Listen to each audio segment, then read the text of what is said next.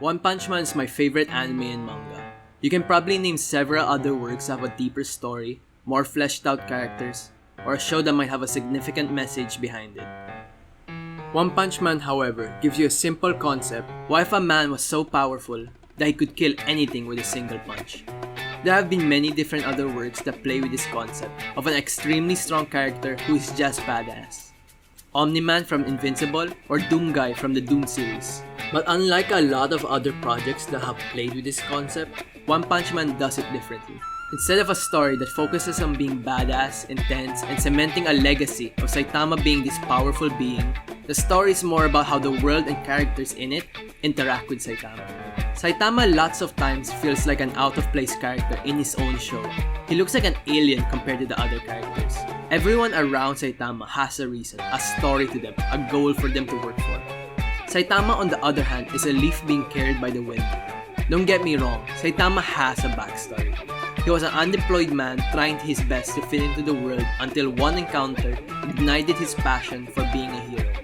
But comparing his reasons with other characters of the show, let's say Genos, who had his entire family killed, seems quite mundane in comparison.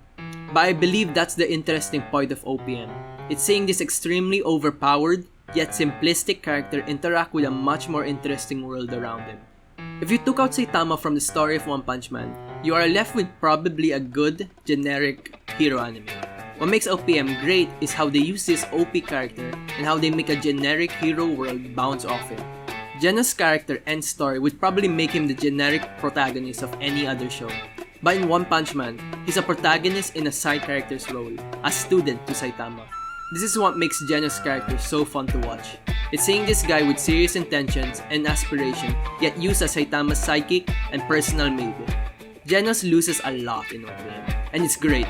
Not because I want to see Genos constantly get busted up and fixed, but it's great seeing a character who works extremely hard to grow strong, gets stronger, but still loses the next fight after. It shows how success isn't achieved so easily. You can't just lose, have a training montage, and win the next one. You lose and lose and lose. It makes Genos a character we constantly root for, and when the day comes when Genos is pitted against his strongest opponent yet, in the most important moment so far, and he finally comes out on top, it would be that much sweeter to see him finally succeed. This is because of the way Genos is used. Because next to Saitama, he is just a secondary character. He is given the opportunity to actually lose. It's normal for a show to let the protagonist fail, so they can grow and become stronger.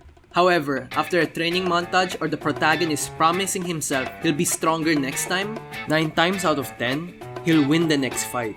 Genos, however, loses a lot. Even with emotional scenes where he promised he'll never lose again, it's interesting to see a character who is as strong as Genos and has the main protagonist mindset of him just lose. Boros is a badass and is the strongest character in OPM, besides Saitama of course. But what makes him such a great character is not because of him himself, but because of how OPM uses him. He is used as a symbol to end some idea the audience might have. When you watch or read One Punch Man, you have it in the back of your head, I wonder where this series is gonna go. Is Saitama gonna meet his match one day? Is there some secret being out there who can beat him? Most shows end their first season by showing a potential threat or leaving subtle clues of someone that could beat the main character, to keep the audience ready for the next installment. Marvel did this for the first Avengers movie, with Thanos. But OPM doesn't do this. Instead, they answer the question instantly. When Saitama and Boros fights, they are two sides of the same coin. However, Saitama's side of the coin is a little bit different. You see, there have been characters like Saitama in other works. Characters who are strong and are looking for a challenge. They grow depressed as their life is filled with boredom and discontent. Boros is that character. A character so strong that he has not met anyone in his travels around the universe who can match him. He got desperate for a meaningful fight that he left a planet he was conquering to look for a person who a seer told him would rival him. When he meets Saitama, Saitama is supposed to be the one that gives him meaning. This is the fight that will make him content. In the fight, he even starts looking like a protagonist in his own show, him pushing himself to get stronger and stronger, and him getting more badass throughout it. It was amazing to see, and even the audience was cheering for him. We also wonder, is this the fight that will ignite Saitama as well? At the start of it, you think Boros is giving Saitama something, then this frame hits, and you see Saitama's inner emotions pour out of him. Just his blank stare shows how disappointed Saitama is. Like I said about the coin, Saitama is just like Boros, except that his character isn't gonna find someone who will match his power. And this is what makes me love the first season of One Punch Man so much. It straight up tells the audience, One Punch Man is what the name suggests. Saitama will one punch anyone.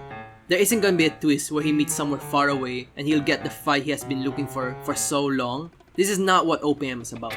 OPM is about a godlike character going through an existential crisis and depression. It asks the question, wouldn't it be interesting to put an unbeatable bald dude in the middle of a generic hero world?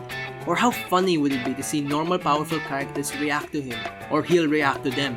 My favorite example of this is when Flashy Flash, a ninja who is shown as the fastest human alive, first meets Saitama. When Saitama predicted his attack, Flash is dumbfounded that someone saw through his speed. He had his whole world turned upside down, to the point he even considered disregarding his hero vows and attacking Saitama again, just to make sure if Saitama really is faster than him. What makes this scene even funnier, however, is Saitama computing the situation. He doesn't know who Flashy Flash is. Flashy Flash doesn't look like a monster, but why did he attack him? And why isn't he answering Saitama's questions? It's what made OPM for me extremely hilarious. This interesting concept of an extremely overpowered character who is just so unaware of his effect on other people. My favorite part of One Punch Man, however, is Saitama himself. Probably one of the most likable guys in anime. He's funny, heroic, kind, and relatable. Besides Saitama's overwhelming strength, he's someone many of us relate to and see ourselves in. Saitama's most underrated aspect is his kindness and humility. Unlike heroes like Sweet Mask, Atomic Samurai, or Tatsumaki, Saitama acknowledges everyone, no matter how strong or weak they are. There are two instances that prove how caring Saitama is to his fellow heroes. One was his fight against Suryo.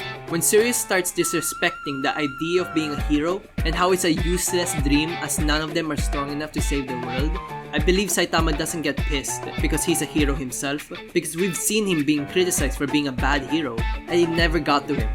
What angered him is Suryo judging the ambition and hard work of the other heroes. When Saitama saves Moomin Rider from the Sea King, it's shown how much he respects someone who stands up and protects others.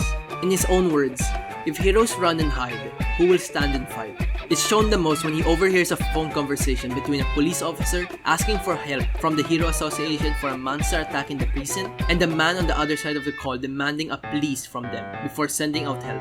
Saitama snatches the phone before the police officer could comply and states, "Hero and police don't do their job because someone says please."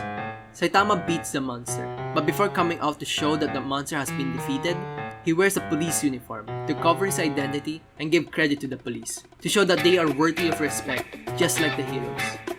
One Punch Man is a collective of amazing art and animation, a soundtrack that can go from intense to feels, a cast of characters that are lovable and great in their own ways, comedy that will get you laughing, and a main character that you can root for.